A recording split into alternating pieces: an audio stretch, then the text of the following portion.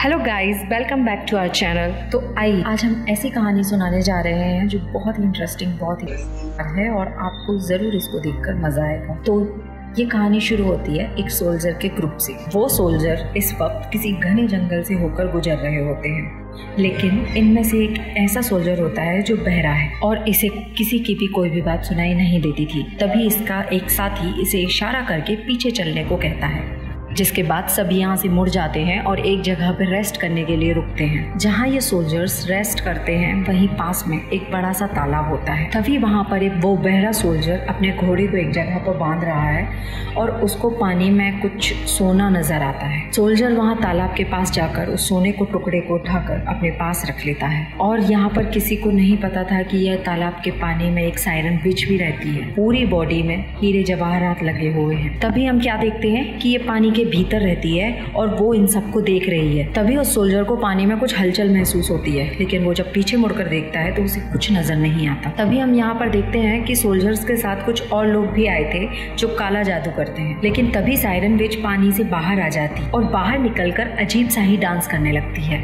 लेकिन हद तो तब होती है जब वो चिल्लाना शुरू करती है, क्योंकि उसके बाद सभी सोल्जर्स उसके बस में होने लगते हैं। सभी सोल्जर्स उसके बस में आते आते इतने खो जाते हैं कि सभी को उसको चाहने की लालच आ जाती है और हम देखते हैं कि सायरन विच पानी पर अजीब से तरीके से डांस करने लगती है। लेकिन उसके चिल्लाने की आवाज सुनकर सभी सोल्जर्स बहुत अग्रेसिव हो गए थे। कुछ लोग तो एक झटके में ही मर जाते हैं, लेकिन कुछ सोल्जर्स जो बचे हुए थे, इन सबके भीतर भी सायरन विच का अट्रैक्शन आ गया था। लेकिन कोई भी अपने होश में नहीं होता है और वो एक दूसरे को ही मारने लगते हैं। एक दूसरे को मारकर सायरन विच की तरफ जाने लगते हैं, जबकि सायरन विच लगातार अपनी खतरनाक आवाज निकालती है। इसी तरह वो पानी में पीछे की ओर भी जाने लगती है।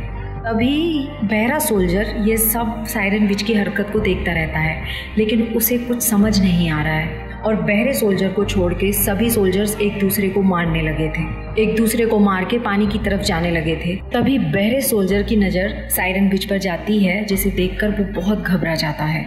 इनसे सायरन विच की आवाज़ सुनाई नहीं दे रही थी। आवाज़ ना सुनाई देने की वजह से इस बहरे सोल्जर पर उसका कोई असर नहीं हो रहा था और जितने भी सोल्जर्स को उसकी आवाज़ें सुनाई दे रही थी वो उसके अट्रैक्शन की वजह से पानी की ओर आगे बढ़ते ही जा रहे थे और आखिर में सबके सब पानी में डूबने लगते हैं। उन सोल्जर्स में से कोई भी जिंदा नहीं बच पाता। सभी सोल्जर्स तालाब के नीचे चले जाते हैं। तभी हम देखते हैं कि सायरन विच की नज़र उस बहरे सोल्जर पर पड़ती है, जिसके बाद वो फिर से अपनी आवाज़ें निकालने लगती है, लेकिन बहरे सोल्जर पर उसकी आवाज़ का कोई असर नहीं हो रहा था। अब इस बात से सायरन विच बहुत हैरान हो जाती है और वो कई बार आवाज़ें निकालती है, लेकिन काफ़ी कोशिश करने के बाद भी इस बहरे सोल्जर पर कोई असर नहीं होता। बात से सायरन विच भी एक पल के लिए डर जाती है, क्योंकि उसे लगता है कि उसे कुछ हो गया है। ये सब देखकर सायरन विच बहुत ज़्यादा परेशान हो जाती है और वो पानी में वापस चली जाती है। इन सब से बहरा सोल्जर बहुत डर गया था, क्योंकि उसे कोई बात समझ में नहीं आती। और फिर हम देखते हैं कि सायरन विच पानी से बाहर निकलती है और उस सोल्जर को देखने लगती है, क्योंकि वो बहरे सोल्जर की तरफ अट्रैक्ट हो गई थी और अब वो इसे पाना चाहती है। लेकिन बहरा सोल्जर यहाँ से भागना शुरू कर देता है, क्योंकि यहाँ का नज़ारा देखने के बाद उसकी हालत बहुत ज़्यादा ख़राब हो जाती है और भागते भागते वो एक पेड़ से टकरा जाता है और वहीं पर नीचे गिर जाता है और कुछ समय के बाद उसे होश आता है और वह अपने पैरों पर धीरे धीरे खड़ा होता है।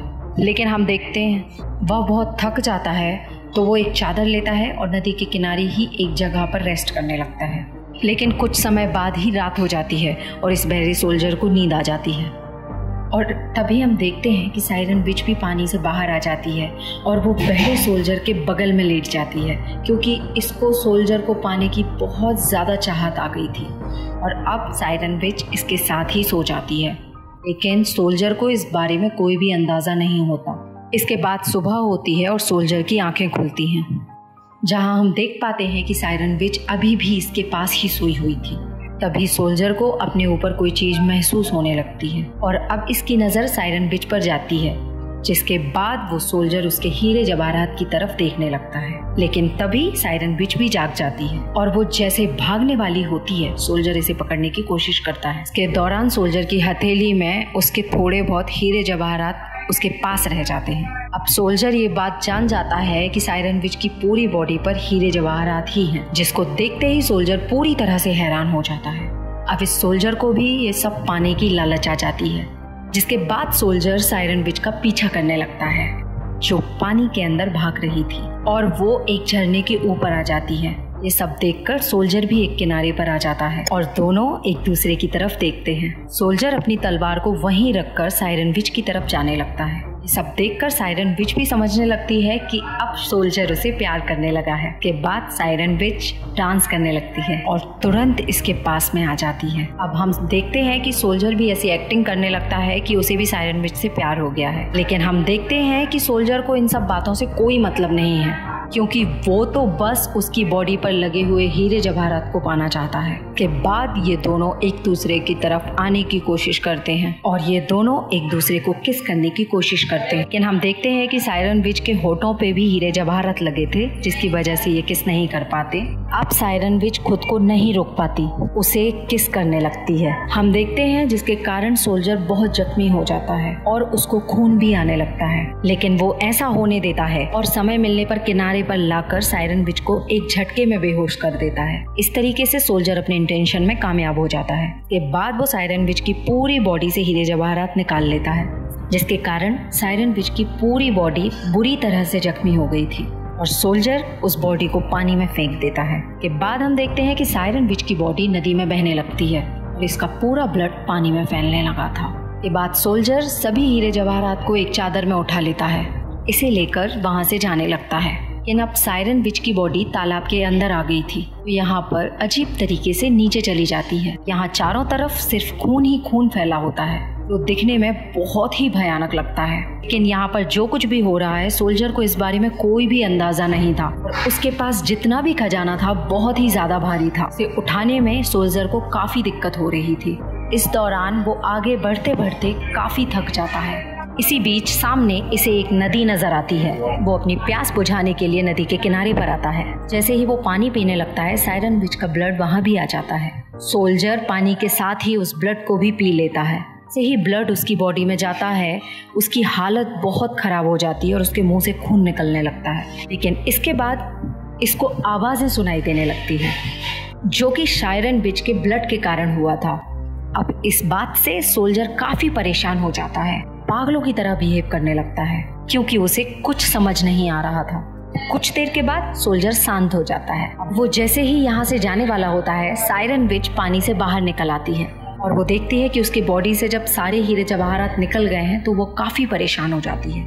इसकी वजह से वो बहुत दुखी हो जाती है, कि उसे समझ आ गया था कि सोल्जर के दिल में इसके लिए प्यार तो था ही नहीं और वो तो केवल इसके जिस्म के हीरे और जवाहरात के लिए इसके पीछे आया था। तभी उसकी नजर सोल्जर के ऊपर पड़ती है और अब सायरन विच वापस से आवाजें निकालना शुरू कर देती है। इसकी वजह से सोल्जर पागल होने लगता है, क्योंकि इसे अब आवाजें सुनाई देने लगी है।